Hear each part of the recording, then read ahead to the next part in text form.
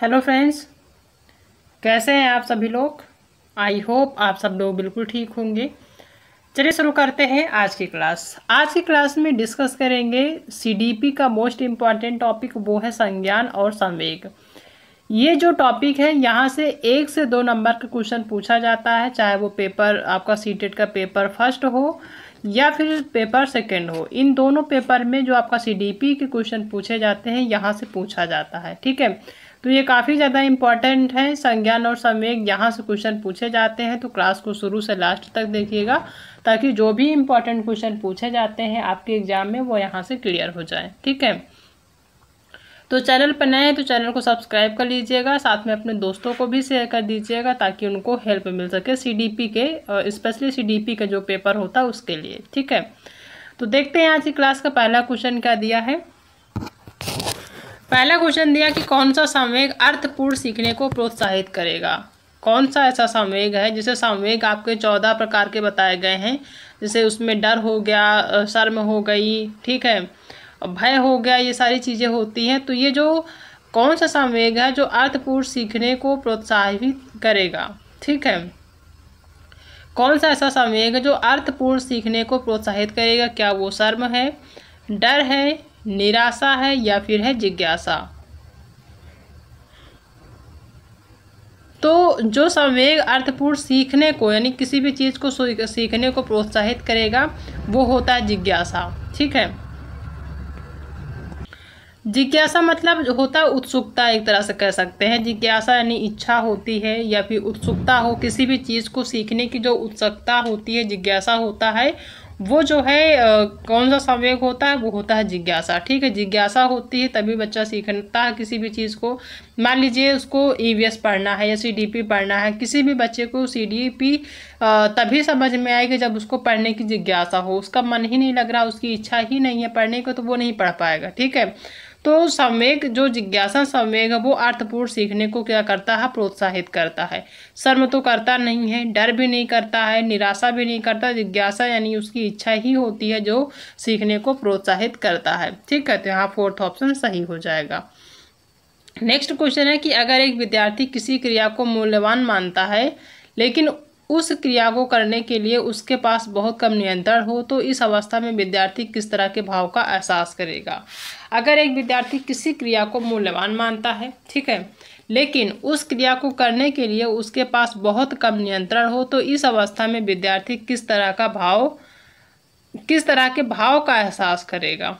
क्या वो दुश्चिंता है या फिर ऊब है यानी कि ऊबना, या फिर कुंठा है या फिर शर्म है। ठीक है, तो वो क्या होता है, कुंठा, यानी कुंठा का मतलब होता है एक तरह से कह सकते हैं क्रोध। ठीक है, कुंठा का मतलब क्रोध एक तरह से कह सकते हैं। ठीक है, तो कौन सा भाव का एहसास होगा, कुंठा यानी कि क्रोध का एक तरह से भाव होगा विद्यार्थी के अंदर। नेक्स्ट क्वेश्चन है कि जब एक विद्यार्थी को डैश का एहसास होता है, यहाँ पे डैश होगा। ठीक है, यदि वह सफलता का आरोपण आंतरिक मानता है, और यहाँ पे और के आगे क्या होगा, डैश होगा। ठीक है, और का एहसास होगा यदि वह असफलता का आरोपण जो है बाह्य मानता है। यहाँ पे क्या होगा, बाह्य मानता है।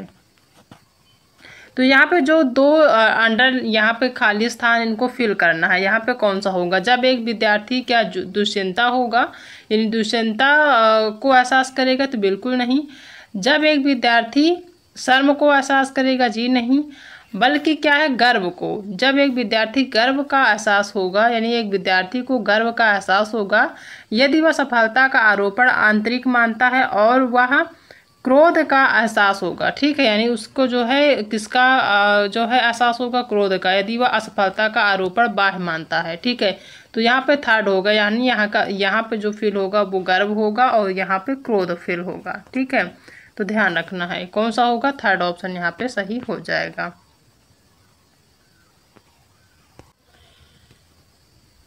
नेक्स्ट क्वेश्चन है कि संज्ञान व संवेगों के बारे में कौन सा कथन सही है, यानी आपको क्या बताना है, पॉजिटिव बताना है। कौन सा कथन सही है, पहला है कि संज्ञान, यहाँ पे होगा संज्ञान व संवेग की प्रक्रिया एक दूसरे से स्वतंत्र हैं।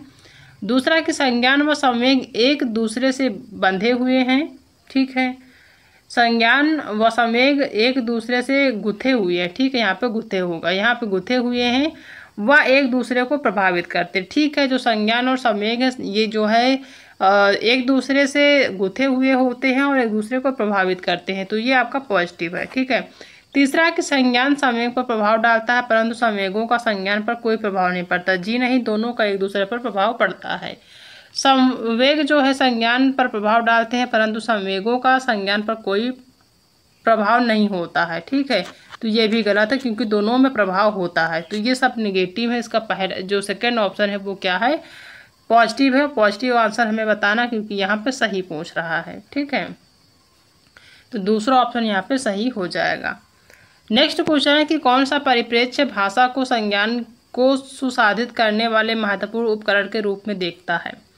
कौन सा परिप्रेक्ष्य भाषा के संज्ञान को सुसाधित करने वाले महत्वपूर्ण उपकरण के रूप में देखता है। क्या वो व्यवहारवादी है, सूचना संक्रमण है, सामाजिक सांस्कृतिक है या फिर है मनोगतिशील। तो वो कौन सा है जो है भाषा को संज्ञान के सुसाधित करने वाले महत्वपूर्ण उपकरण के रूप में देखता है, तो वो कौन है, तो वो है सामाजिक सांस्कृतिक, ठीक है। थर्ड ऑप्शन यहाँ पे सही हो जाएगा। नेक्स्ट क्वेश्चन है कि स्वयं को एक ज्ञाता के रूप में समझने की क्षमता क्या कहलाती है। स्वयं को एक ज्ञाता के रूप में समझने की जो क्षमता होती है वो क्या कहलाती है। क्या वो अनुकूलन कहलाती है, अधिसंज्ञान कहलाती है, नियमन कहलाती है या फिर अनुकरण कहलाती है। तो वो क्या कहलाती है, वो अधिसंज्ञान कहलाती है। क्या कहलाती है, अधिसंज्ञान कहलाती है, ठीक है, अधिसंज्ञान। सेकेंड ऑप्शन यहाँ पे सही हो जाएगा। नेक्स्ट है भावनाएं। भावनाएं क्या होती हैं, अधिगम को महत्वपूर्ण रूप से प्रभावित करती हैं, यानी जो भावनाएं हैं क्या ये अधिगम को महत्वपूर्ण रूप से प्रभावित करती हैं परंतु स्मृति पर इनका कोई प्रभाव नहीं पड़ता है। जी नहीं, इनका दोनों का प्रभाव पड़ता है, तो ये पहला आपका गलत होगा। दूसरा है कि अधिगम पर किसी प्रकार का प्रभाव नहीं डालती है। जी नहीं, दोनों पर प्रभाव डालती हैं, ये भी गलत होगा। तीसरा कि अधिगम को महत्वपूर्ण रूप से प्रभावित करती हैं, साथ ही स्मृति को भी प्रभावित करती है। बिल्कुल सही, ये जो भावनाएं हैं ये अधिगम को तो महत्वपूर्ण रूप से प्रभावित करती हैं, साथ में स्मृति को भी प्रभावित करती हैं, तो थर्ड सही है। चौथा कि ना तो अधिगम को प्रभावित करती है और ना ही स्मृति को, ये भी गलत हो जाएगा। तो यहाँ पे थर्ड ऑप्शन सही हो जाएगा कि जो भावनाएं हैं ये अधिगम को महत्वपूर्ण रूप से प्रभावित करती हैं, साथ ही साथ स्मृति को भी प्रभावित करती हैं, ठीक है। नेक्स्ट क्वेश्चन है कि अभिकथन दिया कि विद्यालयों को अधिगम के संवेगात्मक पहलू को अनदेखा कर देना चाहिए, यानी जो विद्यालय हैं उनको जो है क्या अधिगम के संवेगात्मक पहलू को अनदेखा कर देना चाहिए। बिल्कुल नहीं, विद्यालय अगर ऐसा करेगा तो बच्चा सीख ही नहीं पाएगा, तो ये गलत है। तर्क दिया है कि संवेग और संज्ञान एक दूसरे से संबंधित नहीं है जबकि दोनों एक दूसरे से संबंधित है। यहाँ पर अगर नहीं होता तो ये सही होता, लेकिन नहीं दिया हुआ, इसका मतलब ये भी ऑप्शन आपका गलत है। तो ए और आर यानी कि अभिकथन और तर्क दोनों गलत हैं, तो यहाँ पे ए और आर दोनों गलत हैं, इसका फोर्थ ऑप्शन यहाँ पे सही हो जाएगा, ठीक है। नेक्स्ट क्वेश्चन है कि संज्ञान के समकालीन सिद्धांतों के अनुसार स्मृति जो है वो क्या है। स्मृति जो है वो निर्माण करने में सक्षम लेकिन विवेचना करने में असक्षम है, या फिर जो स्मृति है वो निर्माण एवं विवेचना दोनों में सक्षम है। बिल्कुल सही, जो स्मृति है वो निर्माण और विवेचना दोनों को करने में क्या है, सक्षम है, तो इसका सेकेंड ऑप्शन यहाँ पे सही हो जाएगा, ठीक है। नेक्स्ट क्वेश्चन है कि भावनाओं के बारे में निम्नलिखित में से कौन सा कथन सही नहीं है। क्या बताना है आपको, निगेटिव बताना है। पहला कि भावनाएं कौशलों को प्रकर्मित करने वाली सूचनाओं को प्रभावित करती हैं, ठीक है। दूसरा है कि आध्यात्मिक विकास परिवेशी कारकों से प्रभावित होता है, ठीक है। तीसरा है कि भावनाएं और संज्ञान दोनों अपने आप में एक दूसरे से स्वतंत्र हैं, ये ऑप्शन क्या हो जाएगा, गलत हो जाएगा। फोर्थ है कि भावनाएं अधिगम के लिए अभिप्रेरणा को प्रभावित करती है, ये भी ऑप्शन क्या है, सही है। तो इसका जो गलत ऑप्शन होगा इसका थर्ड होगा, थर्ड ऑप्शन आपका निगेटिव है, यही ऑप्शन आपका सही हो जाएगा। नेक्स्ट क्वेश्चन दिया कि कौन सी भावना छात्रों को सीखने के लिए प्रेरित करती है। कौन सी ऐसी भावना है जो छात्र को या छात्रों को सीखने के लिए प्रेरित करती है। क्या ये बोरियत है, तो बोरियत तो सीखने के लिए प्रेरित करती नहीं है। अगर किसी को ऊब महसूस हो रहा, बोरियत फील हो रहा, तो कहाँ वो सीख पाएगा, गलत है। अत्यधिक भय, अगर किसी भी चीज़ में मान लीजिए आपको सीडीपी पढ़ना और सीडीपी से बहुत ज़्यादा आपको भय लग रहा है तो भी वो प्रेरित नहीं करेगी पढ़ने के लिए। जब आपको डर ही लग रहा तो आप वैसे भी नहीं पढ़ पाएंगे, आप सीडीपी छोड़ के ईवीएस पढ़ेंगे क्योंकि सीडीपी से आपको बहुत ज़्यादा डर लगता है, तो ये गलत होगा। तीसरा है आशा। आशा जो है छात्रों को सीखने के लिए प्रेरित करती है। क्यों? क्योंकि एक उम्मीद होती है कि अगर आप सीखेंगे पढ़ेंगे, मान लीजिए सीडीपी है एक सब्जेक्ट, ठीक है, आपको एक आशा है, एक उम्मीद है कि अगर आप सीडीपी अच्छे से पढ़ते हैं तो आप सीडीपी में 30 ला सकते हैं, एक उम्मीद है आपको, ठीक है। तो ये क्या करती है, आपको लगातार पढ़ने के लिए प्रेरित करती है क्योंकि आपको एक उम्मीद है कि अगर आप पढ़ते हैं तो आप जो है सीडीपी में 30 ला सकते हैं।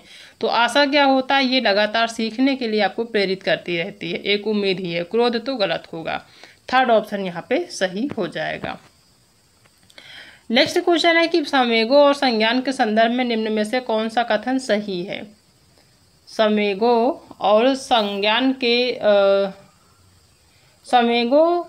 और संज्ञान के संदर्भ में निम्न में से कौन सा कथन सही है, ये आपको क्या करना है, बताना है, ठीक है। पहला है कि उच्च स्तरीय दुश्चिंता समस्या समाधान कौशलों को बेहतर करती है।